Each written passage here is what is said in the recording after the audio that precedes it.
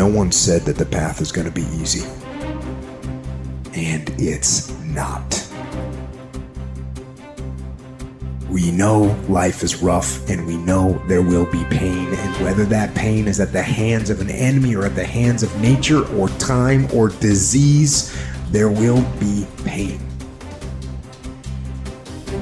It's an urge. Truth be told, every champion has felt it. Every president has felt it. Every king has felt it. Every lion has felt it. Every winner has felt it. Every soldier has felt it. Every victorious person has felt it. The urge to quit. Often when people are embittered and resentful and feel like they're victims, it's because really awful things have happened to them. Now, not always, but often. And so then the question is, well, if you're in a situation and something really awful is happened to you or has happened to you, then, well, why shouldn't you feel like a victim? And is there a better alternative? Thousands have come before you and they did just fine.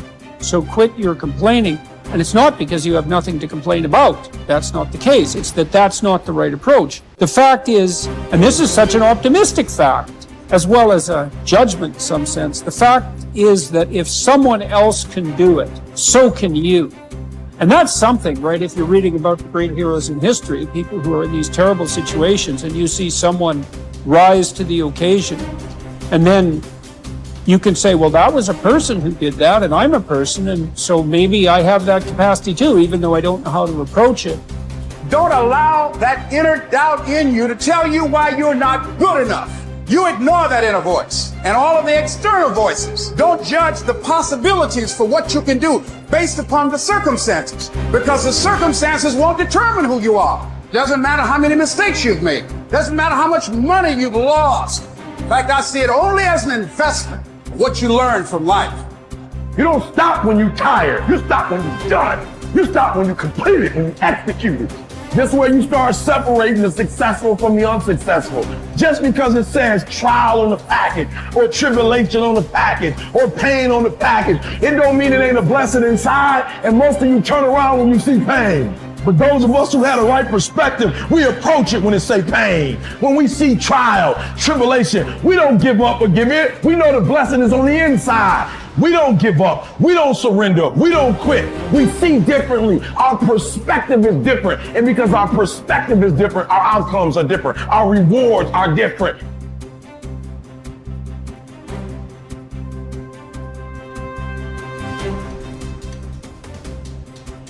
If you haven't learned something from periods of suffering, if you haven't wrung the juices of your own pain and drank them, for your own nourishment, you have wasted your experience and missed the chance to expand the capacity for being stronger the next time.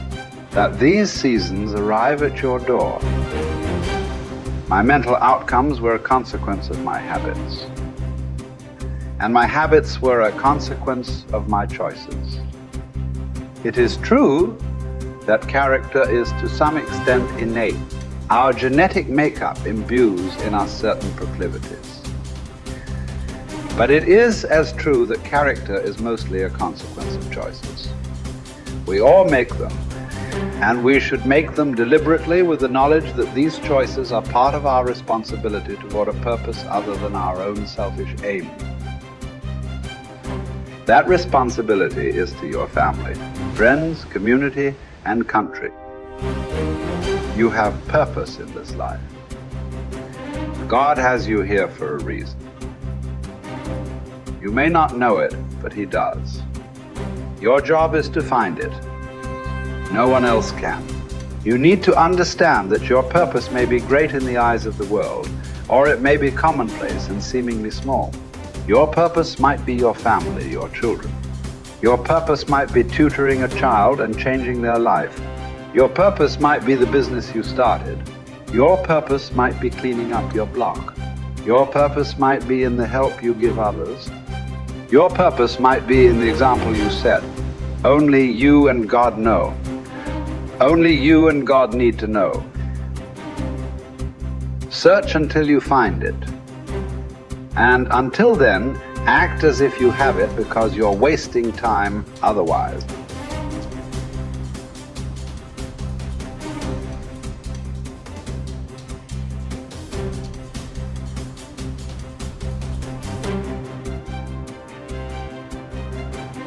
There's something in you that wouldn't allow you to stop. Dr. Howard Thurman,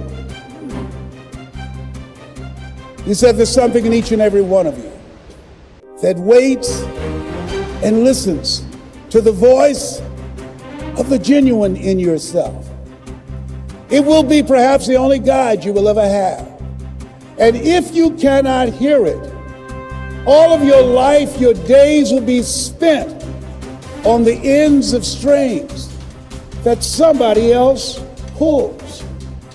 And I say to you, the reason you showed up, even though you couldn't afford to be here, the reason you drove hundreds of miles, flew around the world, there's something in you, in your heart of hearts, that said, I'm not going to let anybody pull my strings. That said, I'm going to control my own personal economy. That said, I've got a dream I want to achieve. I want my children to have a choice of the kind of education that they want. That said, I am the captain of my ship. That said, I'm going to control my destiny. And whatever it takes, I'm willing to do the work. 1961. President John F. Kennedy had a decision to make. The decision was whether or not to call a news conference and tell the world the United States was going to go to the moon. And I submit to you that the decision to do that was very risky. And what governed his thinking is what governed your thinking when you decided, I'm going to do this. See, the technology did not exist. The answer, what will it take, did not exist. No one had ever done it before. But he made a decision. He looked at Werner von Braun, the most brilliant scientist of that day.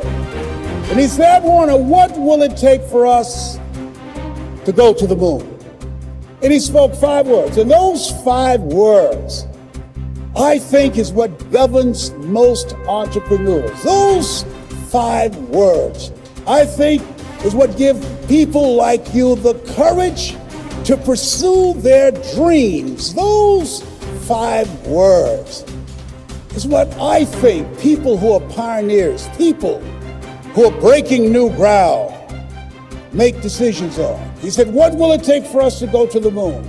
And the response was, the will to do it. As you look at yourself, as you look at your business, what will it take for you to increase your business? The will to do it. What will it take for you to become more powerful in your presentation skills and be able to increase the number of people, to quadruple your business? The will to do it. What will it take for you when others are quitting because of the rejections, when others are stopping because they just become so discouraged and they have creditors breathing down their neck and they have family members and friends telling them they're fool? What is it that will allow you to have the mental resiliency to keep on keeping on, to keep your commitment to your commitment? The will to do it. Every time I say it and ask you a question, I want you to say the will to do it. What will it take for you to build your business? What will it take for you to increase your recruiting? What will it take for you to bring out the greatness in you and to make your mark? What will it take for you to become a high achiever and to bring out the billionaire in you? Shake someone's hand on your right and left and say, I've got the will. I've got the will.